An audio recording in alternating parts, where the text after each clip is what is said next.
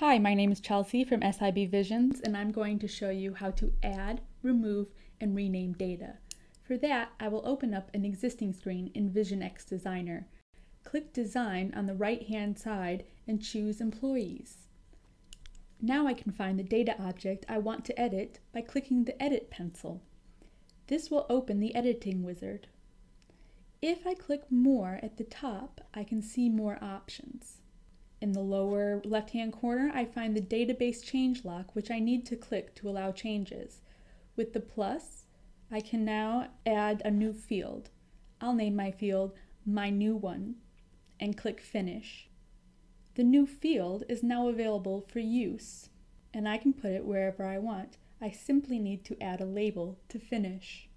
Now I will show you how to remove or delete this field. First, I need to remove it from my screen by hovering and clicking the trash can. Then I go back to the editor by clicking the pencil again. Remember that I have to unlock changes in the database. Afterwards, I highlight my field and click the red delete button at the top and click Finish. This removes it from the designer and the database. Lastly, I want to show you how to rename a field. Again, we go to the editor. We don't need to unlock it this time as we are not renaming the database.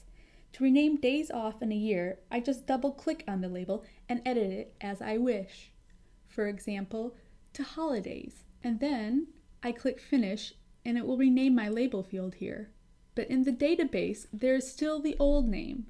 We can also change that if we wish. To do that, we will need to go to the editor one more time and highlight my field. Don't forget to unlock the database changes. Then we change the name in the column name column and press Finish.